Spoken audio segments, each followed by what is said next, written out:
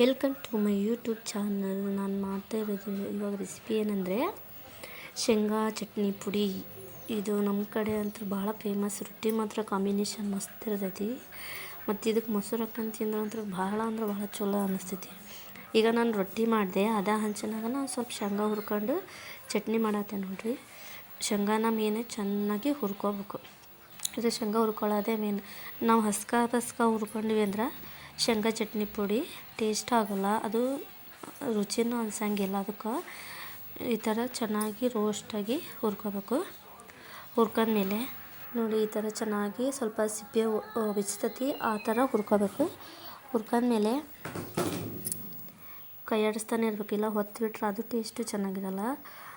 Mix ಮಾಡ್ತಾ ಇರ್ಬೇಕು, ಅದು ಆ ಕಡೆ ಈ ಕಡೆ ತಿರುಗಿಸ್ತಾ ಇರ್ಬೇಕು ಶೇಂಗಾ ಕಾಳು. ನೋಡಿರಿ ಈಗ ಶೇಂಗಾ ಹುರಿದವು ನಾನು ಒಂದು ತಟ್ಟಿಗೆ ತೆಗೆಕತ್ತೀನಿ. ಇದು ಸಿಪ್ಪಿನ ಆರಿದ ಮೇಲೆ ಬಿಚ್ಚುತ್ತಾರೆ, ನಾನು ಬಿಚ್ತಾ ಇಲ್ಲ, ಸಿಪ್ಪೆ ಸಮೇತನ ಚಟ್ನಿ ಪುಡಿ ಮಾಡತ್ತೀನಿ. ಟೇಸ್ಟ್ ಆಕೈತಿ ಮತ್ತು ಆರೋಗ್ಯಕ್ಕೆ ಸಿಪ್ಪಿನೂ ಟೇಸ್ಟು ಚೆನ್ನಾಗಿ ಆಕೈತಿ, ಆರೋಗ್ಯಕ್ಕೆ ಒಳ್ಳೆಯದು ಅಂಥೇಳಿ ಸಿಪ್ಪಿನೂ ಬಿಚ್ಚಿ ಮಾಡ್ಬೋದು, ಇಲ್ಲಾಂದರೆ ಹಂಗೇನೆ ಡೈರೆಕ್ಟಾಗಿ ಮಾಡ್ಬೋದು. ಈಗ ನಾನು ಶೇಂಗಾ ಸ್ವಲ್ಪ ಆರಿದ ಮೇಲೆ ಮಿಕ್ಸಿ ಜಾರಿಗೆ ಶೇಂಗಾ ಸ್ವಲ್ಪ ಮತ್ತು ಅದಕ್ಕೆ ಎಷ್ಟು ನಮಗೆ ಟೇಸ್ಟಿ ಬೇಕೋ ಅಷ್ಟು ಉಪ್ಪು ಹಾಕಾಕತ್ತೀನಿ. ಉಪ್ಪು ಹಾಕಿದ ಮೇಲೆ ನಮಗೆ ಎಷ್ಟು ಖಾರಕ್ಕೆ ಎಷ್ಟು ಟೇಸ್ಟಿ ಬೇಕೋ ಅಷ್ಟು ಖಾರದ ಪುಡಿ ಹಾಕಾಕತ್ತೆ ನೋಡಿರಿ. ಖಾರದ ಪುಡಿನ ಇದು ಜಾಸ್ತಿ ಖಾರ ಇರೋಲ್ಲ, ಅವ್ರಿಗೆ ಖಾರ ಎಷ್ಟು ಬೇಕೋ ಅಷ್ಟು ಹಾಕ್ಕೋಬೋದು. ಮತ್ತು ಸ್ವಲ್ಪ ಬೆಲ್ಲ, ಸ್ವಲ್ಪ ಜೀರಿಗೆ, ಮತ್ತು ನಾನು ಬೆಳ್ಳುಳ್ಳಿನ ಇದಕ್ಕೆ ಹಾಕಿಲ್ಲ, ಆಮೇಲೆ ನೆನಪಾಯಿತು, ಆಮೇಲೆ ಹಾಕಿದ್ದೀನಿ. ಮೇನ್ ಇಂಗ್ರೀಡಿಯೆಂಟ್ಸ್ ಅಂದರೆ ಇದಕ್ಕೆ ಬೆಳ್ಳುಳ್ಳಿನೇ ಹಾಕಬೇಕು. ಮತ್ತು ಸ್ವಲ್ಪ ಕರಿಬೇವು ಹಾಕಾಕತ್ತೆ ನೋಡಿರಿ. ಈಗ ಕರಿಬೇವು ಹಾಕಿದ್ಮೇಲೆ 1-2 ರೌಂಡು ಉಲ್ಟಾ ತಿರುಗಿಸ್ಬೇಕಿದು. ತೀರಾ ಸಣ್ಣ ಪುಡಿನೂ ಹಾಕ್ಬಾರ್ದು, ಈ ಕಡೆ ಕಾಳು ಇರಬಾರ್ದು, ಮೀಡಿಯಮಲ್ಲಿ ಇರಬೇಕಿದು ಚಟ್ನಿ ಪುಡಿ. ಹಂಗಾದ್ರೆ ಬಾಯಿಗೆ ಸಿಗ್ತಾಯಿದ್ರೆ ಟೇಸ್ಟು ಚಲೋ ಇರ್ತೈತಿ, ಭಾಳ ಅಂದ್ರೆ ಭಾಳ ರುಚಿ ಆಕೈತಿ ನೋಡಿರಿ. ಈಗ ನನಗೆ ಈಗ ನೆನಪಾಕತಿ, ಬೆಳ್ಳುಳ್ಳಿನ ಈಗ ಹಾಕಾಕತ್ತೀನಿ. 1 ರೌಂಡ್ ಮಿಕ್ಸಿ ಮಾಡಿದ್ಮೇಲೆ ಈ ಥರ ಒಂದು ಸ್ಪೂನ್ ತಗೊಂಡು ಮಿಕ್ಸ್ ಮಾಡಬೇಕು, ಇಲ್ಲಾಂದ್ರೆ ಒಂದು ಕಡೆ ಕಾಳು ಒಂದು ಕಡೆ ಪುಡಿ ಆಕತಿ. ಅದಕ್ಕೋಸ್ಕರ ನಾನು ಮಿಕ್ಸ್ ಮಾಡಿದೆ ನೋಡಿರಿ. ಈ ಬೆಳ್ಳುಳ್ಳಿ ನೆನಪಾಯ್ತು, ಈಗ ಹಾಕಾಕತ್ತೀನಿ. ಇದು ಜವಾರಿ ಬೆಳ್ಳುಳ್ಳಿ, ಅದಕ್ಕೆ ನಾನು ಡೈರೆಕ್ಟ್ ಹಾಕಾಕತ್ತೀನಿ. ಇದನ್ನಿಲ್ಲಾಂದ್ರೆ ಅದು ಚೂಟಿ ಇಲ್ಲ ಸ್ವಲ್ಪ ಜಜ್ಜಿ ಹಾಕ್ತಾರೆ, ಮಿಕ್ಸ್ ಆಗೋಲ್ಲ ಅಂತ.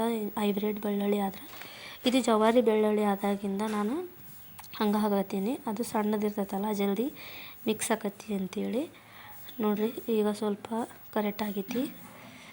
ಈಗ ಇದನ್ನು ಒಂದು ತಟ್ಟಿಗೆ ಹಾಕ್ಕೊಂಡು ಈಗ ಮಿಕ್ಸ್ ಮಾಡಿ ಒಂದು ತಟ್ಟಿಗೆ ಹಾಕ್ತೇನೆ ನೋಡಿರಿ. ಈಗ ಪರ್ಫೆಕ್ಟ್ ಆಗೈತಿ ಇದು ಶೇಂಗಾ ಪುಡಿ ಚಟ್ನಿ.